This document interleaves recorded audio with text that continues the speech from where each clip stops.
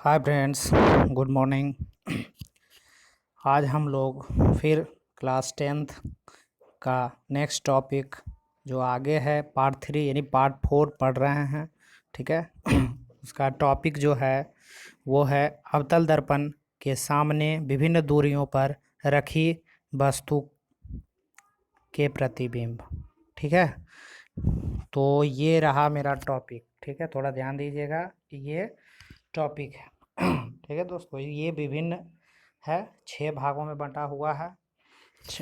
6 भाग में पहला भाग जो है कि जब वस्तु अवतल दर्पण के फोकस और ध्रुव के बीच स्थित हो तो क्या होता है, इसे हम चित्र द्वारा दिखाए हैं। तो देखिए दोस्तों, यहाँ जो है हम एक अवतल दर्पण ले लिए हैं। ठीक है, अवतल दर्पण ले लिए हैं। उसके बाद देखिए, ये फोकस हो गया और ये ध्रुव हो गया, इसी के बीच में वस्तु को रखे हुए हैं। ठीक है, तो इसका इमेज देखिए किस तरह से बन रहा है। तो 2 किरण हम लोग ले रहे हैं। क्या ले रहे हैं? 2 किरण। एक किरण प्रधान अक्ष के समांतर देखिए लेते हैं, इधर प्रधान अक्ष के समांतर ले रहे हैं, तो ये इधर फोकस की ओर जा रही है। ठीक है, दूसरी किरण जो हम लोग ले रहे हैं वो वक्रता केंद्र से सीधे चली जाती है। ठीक है, तो हम देखते हैं कि ये दोनों किरणें, ये हम देख रहे हैं कि ये और ये दोनों आपस में इधर मिल नहीं रही है। ठीक है, आपस में इधर फैलती चली जा रही है। लेकिन इस स्थिति में हम इसके दर्पण के पीछे बढ़ाते हैं तो दोनों का प्रतिबिंब बनता है। दोनों का प्रतिबिंब यहाँ बनता है, देखिए दर्पण के पीछे। ठीक है, दर्पण के पीछे बनता है। ठीक है दोस्तों, तो हम कह सकते हैं इस स्थिति में वस्तु का प्रतिबिंब दर्पण के पीछे आभासी तथा वस्तु से बड़ा बनता है।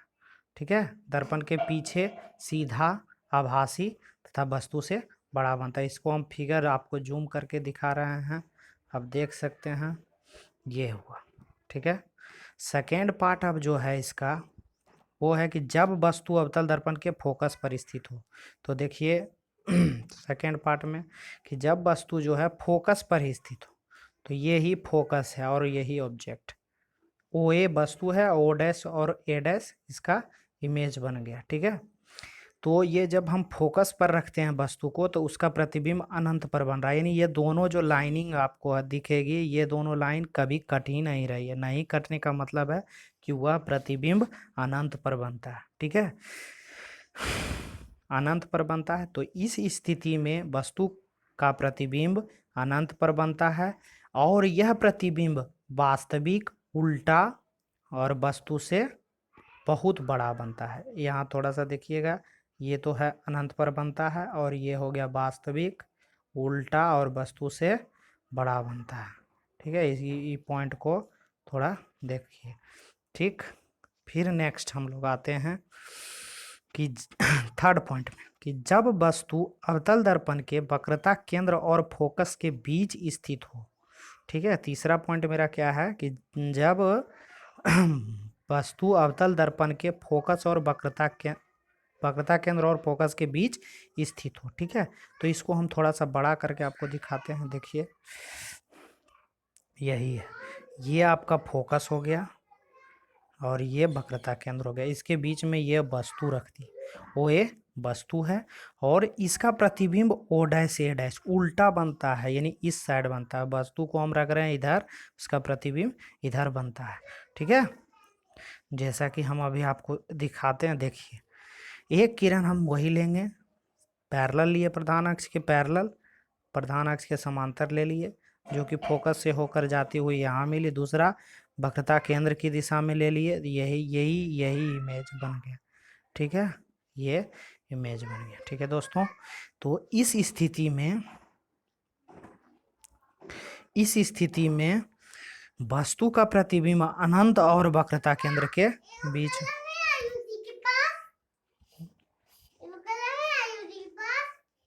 इस स्थिति में वस्तु का प्रतिबिंब अनंत और वक्रता केंद्र के बीच बनता है और यह प्रतिबिंब वास्तविक, उल्टा और वस्तु से बड़ा बनता है। ठीक है, ये बड़ा है। ठीक है दोस्तों, नेक्स्ट पॉइंट अब हम लोग आते हैं, जो कि चौथा पॉइंट है कि जब वस्तु अवतल दर्पण के वक्रता केंद्र पर स्थित हो। तो दोस्तों इसमें देखिए कि वस्तु हम लोग ले रहे हैं, ये वस्तु है, इसका प्रतिबिंब यहीं बनता है, उल्टा बनता है। ठीक है, कैसे? तो एक रे इधर लिए पैरेलल, इधर आ गई, दूसरी ले इधर से लिए इधर आ गए। ठीक है दोस्तों, फिर से इसको इसको देखिएगा। तो इस स्थिति में प्रतिबिंब वक्रता केंद्र पर ही बनता है और यह प्रतिबिंब वास्तविक उल्टा और वस्तु से बड़ा बनता है। बस वास्तविक उल्टा और वस्तु के बराबर बनता है, वस्तु के बराबर बनता है। चलिए, इसका चौथा पॉइंट हो गया। नेक्स्ट पॉइंट जो है अब हम लोग देखते हैं, पांचवा पॉइंट है कि जब वस्तु अनंत और अवतल दर्पण के वक्रता केंद्र के बीच स्थित हो तो क्या होता है। तो देखिए दोस्तों, ये वस्तु हम ले लिए, अनंत इधर हो गया और वक्रता केंद्र यहाँ। तो अनंत और वक्रता केंद्र के बीच जब रखते हैं तो उसका प्रतिबिंब वक्रता केंद्र और फोकस के बीच बनता है, ये। ठीक है, उल्टा बनता है और ये वस्तु है। ठीक है, ये उल्टा प्रतिबिंब बनता है, जिसे आप चित्र में देख सकते हैं। ठीक है, उसी तरह जैसे हम लिए, एक पैर लेना है, एक समांतर किरण ले लिए। ठीक है,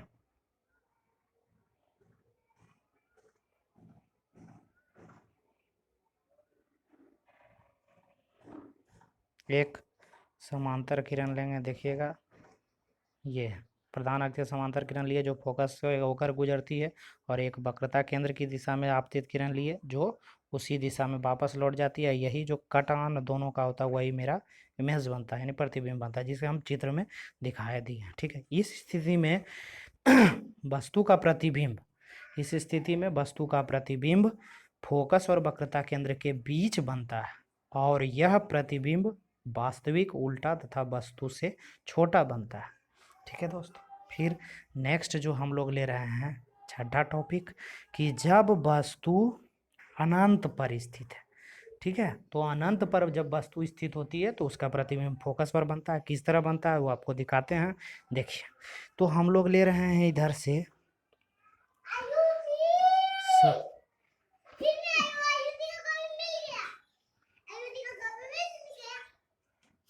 जब हम लोग समांतर किरण ले रहे हैं, देखिएगा आप, समांतर आती हुई आपतित किरण। ठीक है, तो एक तो आपको ये दिखाए होंगे कि अगर पोल पर ध्रुव पर पड़ती है तो जितनी कोण बनाती हुई आती है उतनी कोण बनाती हुई वापस चली जाती है। एक किरण यहाँ आई तो ये देखिए यहाँ हो गई, ये दोनों का कटान बिंदु, यही मेरा प्रतिबिंब बनता है, यही मेरा प्रतिबिंब बनता है, जो वास्तविक उल्टा और वस्तु से बहुत छोटा होता है।